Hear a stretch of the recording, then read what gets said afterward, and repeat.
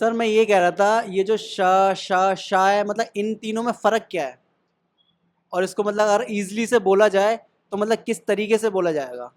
क्योंकि काफ़ी लोग कन्फ्यूज़ होते हैं। मैं लिखने में भी और पढ़ने में भी, मतलब जो सबसे छोटा वाला शा है वो ज़्यादातर इस्तेमाल करते हैं लोग। पहला जो सा है, ठीक हुँ, है, सा, तो उसको बोलने के लिए क्या है कि हमारे दांत हैं वो हुँ, एक दूसरे से जुड़ जाते हैं, ठीक है। ठीक है। तो वहां से साउंड निकला सा, हुँ, सा, ठीक है। और जो दूसरा वाला है, जैसे शहद, शह शाहिद, हुँ, तो इसको बोलते वक्त क्या होता है, ये दांतों के बीच में गैप पड़ता है, गैप यानी आ कि जाता है। जी, जी, जी। आपकी जो बत्तीसी है वो एक दूसरे को टच नहीं करती टच है, नहीं ठीक करती है। है।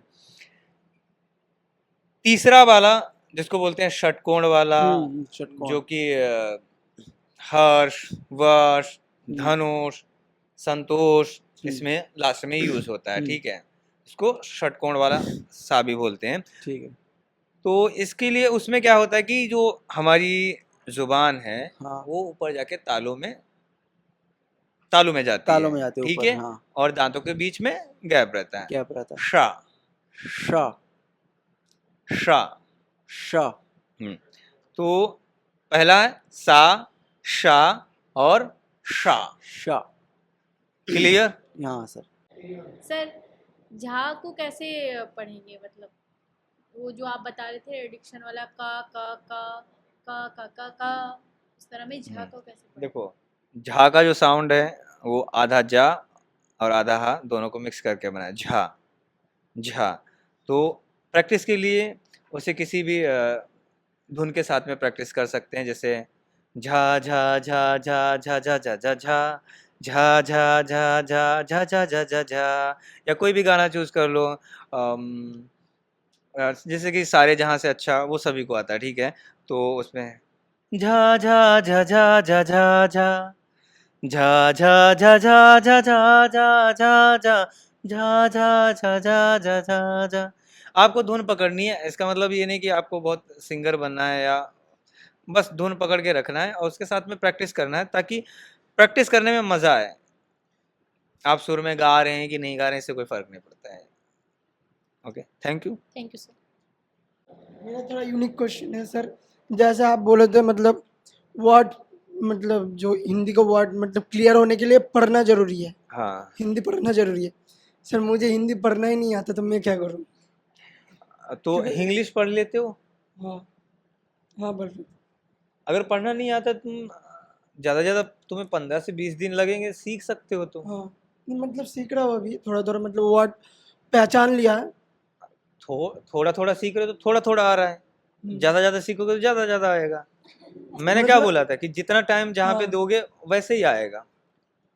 सर, इमीडिएटली तो मतलब सीख नहीं पा रहा हूँ, मतलब नहीं हो पा रहा है अभी, दिक्कत टाइम हो नहीं दे पा रहे रही हो ना।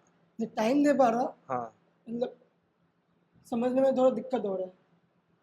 जैसे उच्चारण में, जो बंगाली में काका रहता है ना उसका उच्चारण अलग रहता है और हिंदी में अलग रहता है, तो उसमें ना वो हो जाता है। तो हिंदी में आज आपको बताया तो गया कि प्रत्येक अक्षर को कैसे बोला जाता है। मैंने क्या बोला कि आपके कोई डाउट है, तब आपने बोला नहीं, कोई डाउट नहीं। नहीं, ऐसा क्या है मतलब जब सब बोलते हैं ना तब, मतलब मान लो क्या है ना, नीचे वाला क्या है,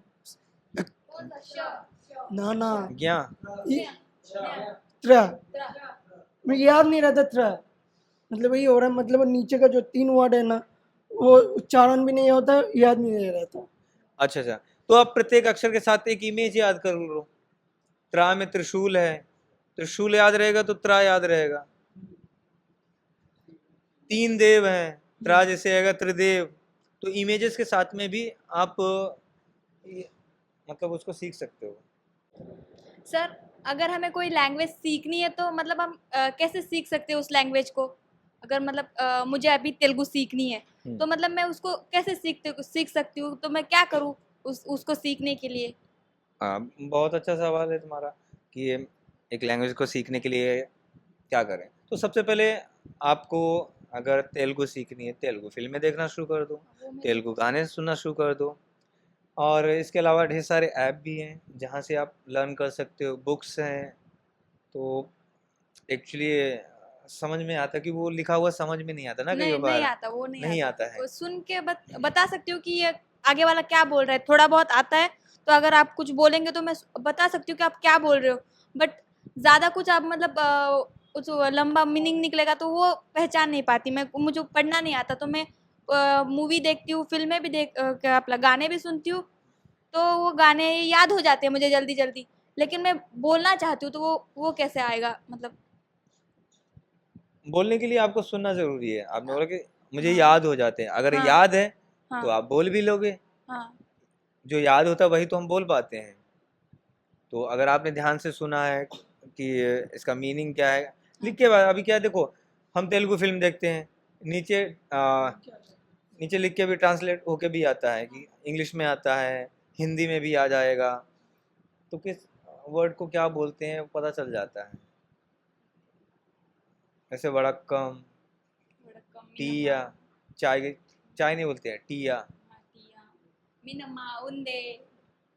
मैं जानना चाहता हूँ सर कि इसके आगे आप क्या स्टार्ट करेंगे। इसके आगे जो वर्ड कैसे ज्वाइंट होते हैं, ठीक है, उनकी प्रैक्टिस कैसे करनी है, मतलब वो रिदम में, टेम्पो एंड रिदम में होने चाहिए, और उसके साथ आपकी टंग जो है वो लड़खड़ा नहीं सकती है, क्लियरिटी बहुत बढ़ जाएगी आपकी उसकी प्रैक्टिस करने से। अब मेरे साथ भी एक प्रॉब्लम है, आपको शायद पता नहीं होगा, मुझे टंग का इशू है। टंग का इशू क्या है, मेरी टंग पूरी कटी हुई छिली हुई है। आपकी तरह मेरी टंग जो है वो बिल्कुल क्लियर नहीं है। अगर मैं 2 दिन प्रैक्टिस ना करूं तो मैं बहुत फंबल करूंगा, इसलिए मेरा हर दिन प्रैक्टिस करना ज़रूरी रहता है। आप लोगों का अच्छा है तो आपको करना भी ज़रूरी है, क्योंकि आपकी और ज़्यादा चीज़ें अच्छी हो जाएंगी।